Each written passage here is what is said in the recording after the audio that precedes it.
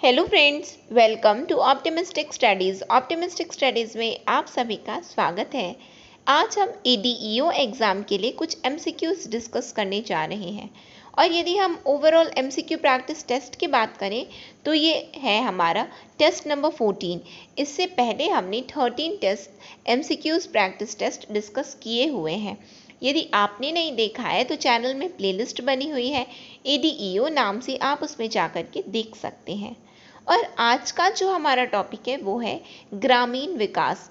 ग्रामीण विकास जो आपका ADEO के सिलेबस में है, तो उसका ही आज हम कुछ MCQs डिस्कस करने जा रहे हैं। तो चलिए फिर हम सेशन को स्टार्ट करते हैं। सेशन को स्टार्ट करने से पहले यदि आप चैनल पे न्यू हैं तो चैनल को सब्सक्राइब कर लीजिए और बेल नोटिफिकेशन को ऑन रखिए, जिससे हम जो भी वीडियो डालें तो आप तक पहुंचती रहे। साथ में यदि आपको वीडियो अच्छी लगे तो आप ज़रूर वीडियो को लाइक ज़रूर कीजिएगा और ज़्यादा से ज़्यादा लोगों तक शेयर भी ज़रूर कीजिएगा। और यदि आपने चैनल को सब्सक्राइब नहीं किया है तो ज़रूर चैनल को सब्सक्राइब कर लीजिएगा। चलिए फिर हम आज के सेशन को स्टार्ट करते हैं। ये हमारा ADEO एग्ज़ाम के लिए हमारे मोबाइल ऐप में कोर्स चल रहा है। यदि आप इच्छुक हैं इस कोर्स में एनरोलमेंट करवाने के लिए और इस कोर्स में को ज्वाइन करने के लिए, तो आप दिए गए व्हाट्सएप नंबर पर हमें व्हाट्सएप भी कर सकते हैं।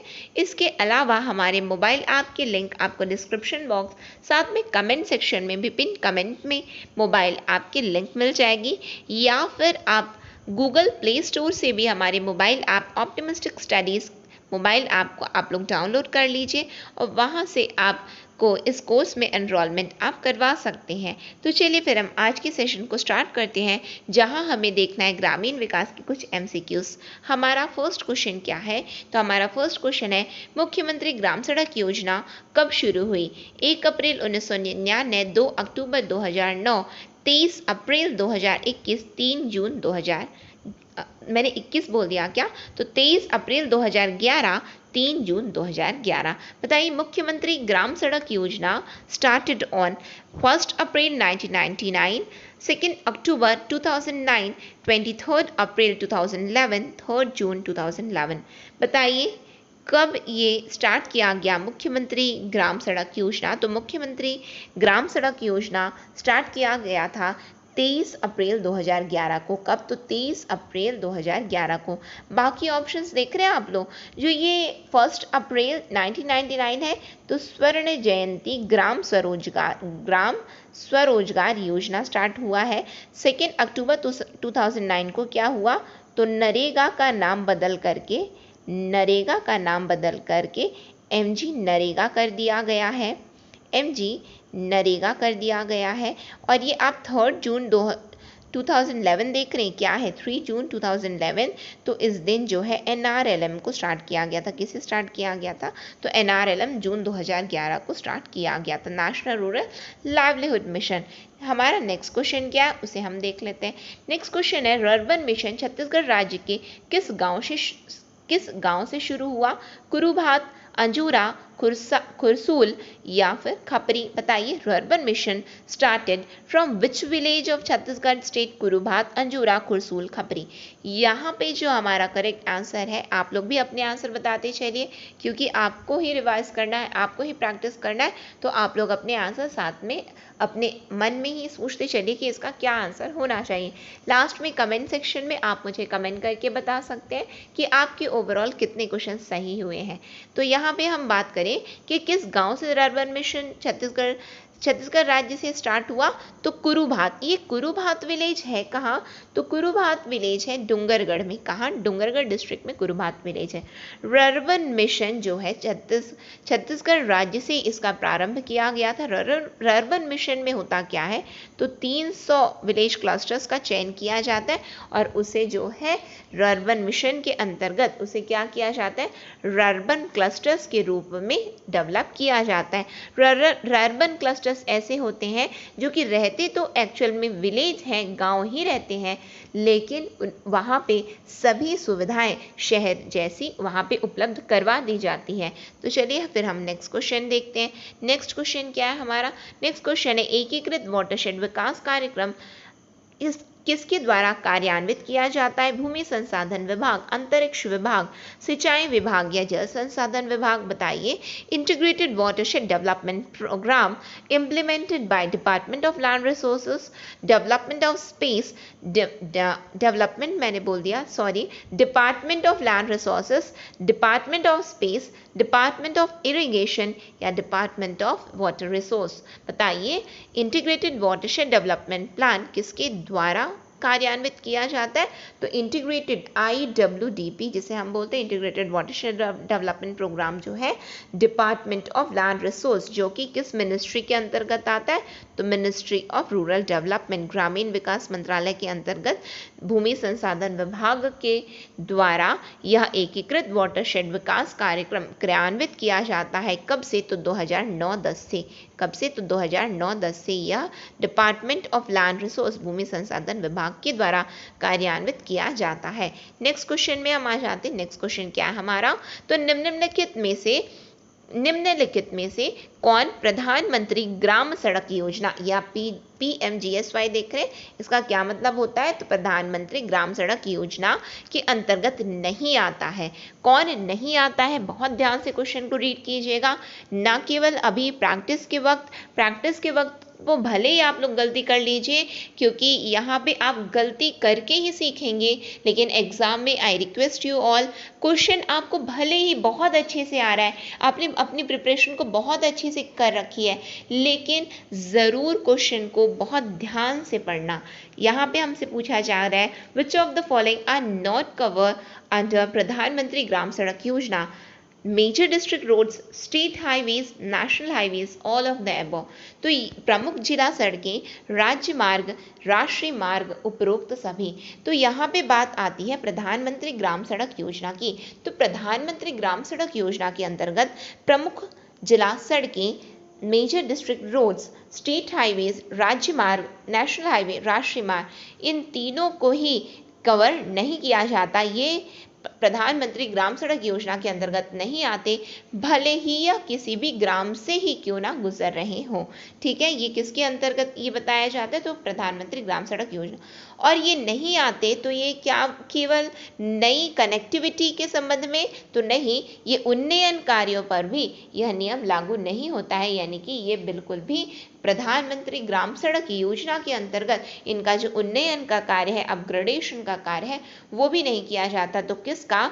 तो प्रमुख जिला सड़कें, राज्य मार्ग एवं राष्ट्रीय मार्ग, major district roads, state highways and national highways can not be covered under Pradhan Mantri Gram Sadak योजना even if they happen to be in rural areas. This applies to new connectivity roads as well as upgradation works. ठीक है, यानी कि उन्नयन भी इनका नहीं होगा और कनेक्टिविटी की सड़कें भी इनको कवर नहीं किया जाता है। ठीक है, नेक्स्ट क्वेश्चन में हम आ जाते हैं। नेक्स्ट क्वेश्चन क्या है हमारा? तो प्रधानमंत्री ग्राम सड़क योजना किसने शुरू की है? हु हैज इंट्रोड्यूस्ड प्रधानमंत्री ग्राम सड़क योजना? PV नरसिम्हा राव, अटल बिहारी वाजपेयी, इंदर कुमार गुजराल, या जिसे हम IK गुजराल, जिसे गुजराल डॉक्ट्रिन के रूप में भी हम पढ़ते हैं। यदि यदि PSC मेंस के लिए प्रिपरेशन कर रहे हैं या फिर आप जो है UPSC के लिए प्रिपरेशन कर रहे हैं, तो आप वहाँ पे डेफिनेटली IK गुजराल डॉक्ट्रिन आप पढ़े ही होंगे। लेकिन हम अपने टॉपिक पे आ जाते हैं, क्या है? मनमोहन सिंह। तो किसने प्रधानमंत्री ग्राम सड़क योजना शुरू किया है? तो प्रधानमंत्री, पहली बात ये बताने से पहले कि किसने शुरू किया है, हमें ये हमारे दिमाग में तुरंत क्लिक होना चाहिए कब शुरू किया गया है। तो कब शुरू किया गया है? तो 2000 में। 2000 इसका मतलब कौन थे प्रधानमंत्री? तो अटल बिहारी वाजपेयी जी। तो हमारा करेक्ट आंसर क्या हुआ? अटल बिहारी वाजपेयी। नेक्स्ट क्वेश्चन में आ जाइए। नेक्स्ट क्वेश्चन क्या है हमारा? छत्तीसगढ़ राज्य ने किस वर्ष से मनरेगा के तहत रोजगार दिवस को 100 से बढ़ा करके 150 कर दिया है? Chhattisgarh state has increased the employment day from 100 to 150 days under NG NREGA from which year? 2012-13, 13-14, 14-15 या 14-16? 14, मैंने ये यहाँ पे थोड़ा सा कनेक्ट, ये जो है 15-16, ठीक है, यहाँ पे मैं सुधार देती हूँ, 2015-16। बताइए किस वर्ष से छत्तीसगढ़ राज्य ने ऐसा किया है कि 100 दिवस क्या किया जाता है, 100 दिन रोजगार दिया जाता है। तो किसे दिया जाता है, तो अनस्किल्ड लेबर्स को दिया जाता है, तो अनस्किल्ड पीपल्स को दिया जाता है, तो अकौशल श्रमिक को दिया जाता है, रोजगार उपलब्ध करवाया जाता है मनरेगा के तहत। लेकिन आपसे क्या पूछा जा रहा है, आपसे ये पूछा जा रहा है कि छत्तीसगढ़ राज्य ने क्या किया है, जो 100 दिनों का रोजगार उपलब्ध कराया जाता है, जो कि केंद्रीय ग्रामीण विकास मंत्रालय के द्वारा यह लागू किया गया है कि 100 दिन का हम रोजगार देंगे।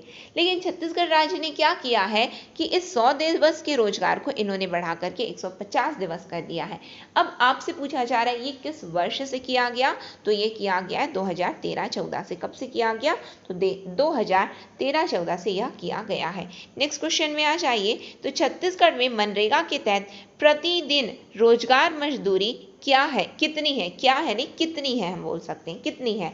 What is the per day employment wage under MG NREGA in Chhattisgarh, 190 rupees 204, यानी कि 2000 नहीं 204 रुपए या 211 रुपए, 2000 नहीं 200, sorry for the wrong pronunciation, 204 और 211।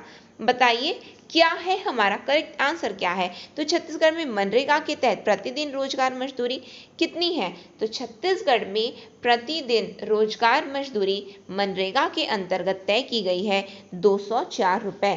कितना, 204 रुपए।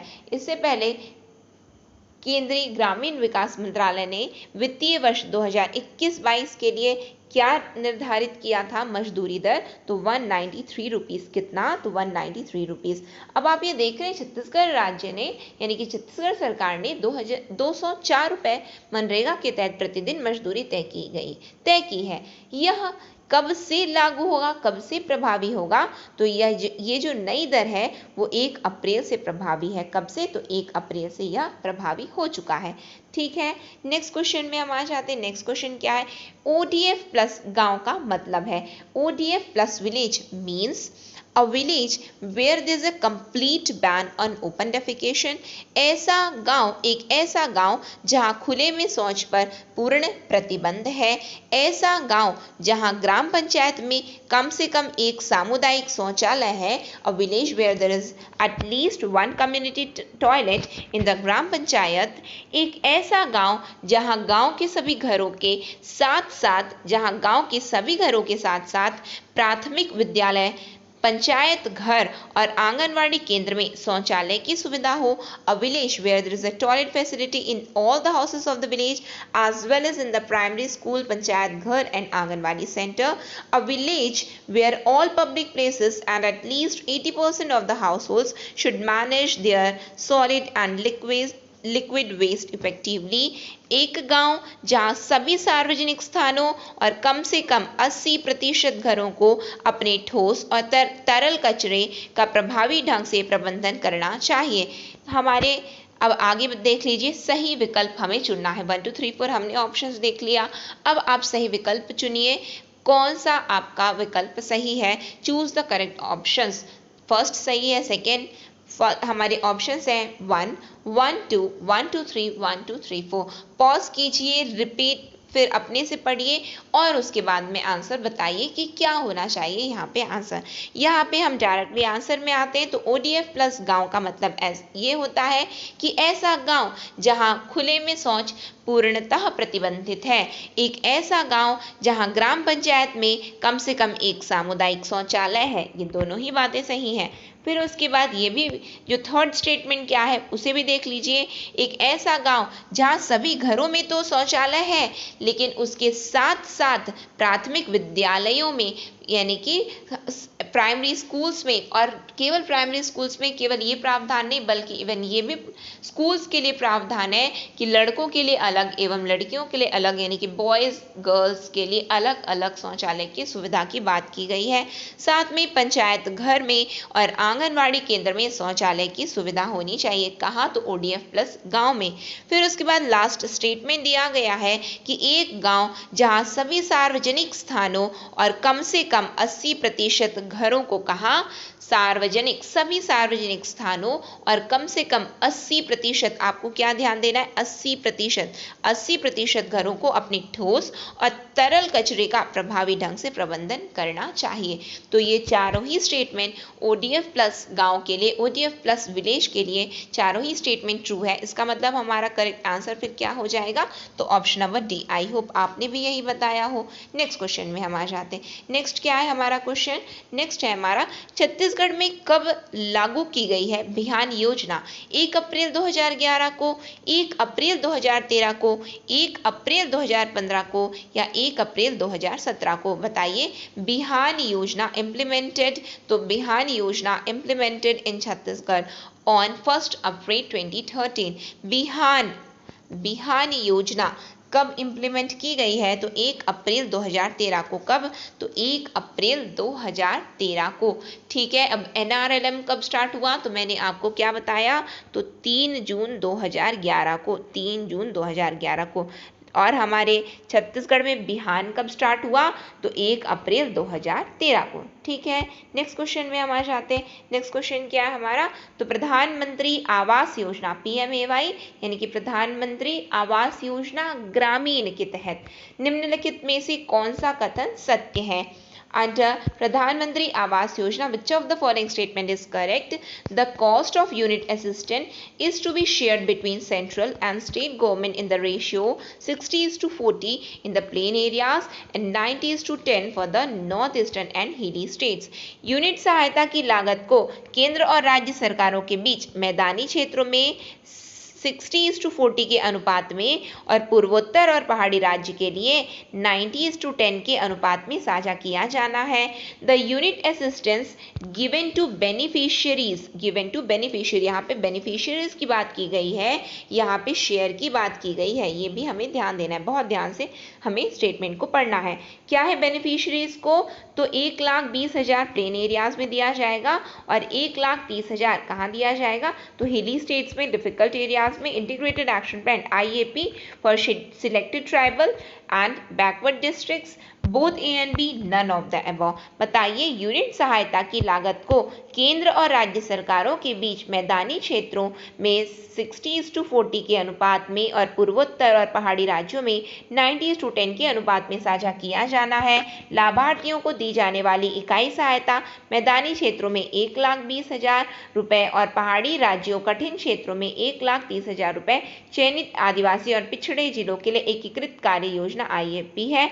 A और B दोनों उपरोक्त में से कोई नहीं। बताइए, यहाँ पे हमारा करेक्ट आंसर क्या होगा, यहाँ पे हमारा करेक्ट आंसर होगा ये जो आप देख रहे हैं 60:40, बिल्कुल मैदानी क्षेत्रों में प्रधानमंत्री आवास योजना ग्रामीण में जो केंद्रांश एवं राज्यांश का जो अनुपात है वो 60:40 ही है। और यदि हम इंदिरा आवास योजना की बात करते हैं तो यह कितना है, तो 75:25 है, 75:25 है। ठीक है, 75:25 है। और यदि हम इन प्रधानमंत्री आवास योजना ग्रामीण की बात करें तो यह कितना है, तो 60:40 का ये रेशियो है। फिर उसके बाद बात आती है लाभार्थियों को कितना दिया जाएगा, तो मैदानी क्षेत्रों में 1,20,000 एवं जो पहाड़ी क्षेत्र है, जो दुर्गम क्षेत्र है यानी कि डिफिकल्ट एरियाज है, या फिर चयनित आदिवासी और एकीकृत कार्य योजना के तहत जो पिछड़े जिले हैं उन वहाँ पे कितना उपलब्ध कराया जाता है लाभार्थियों को, तो 1,30,000 यानी कि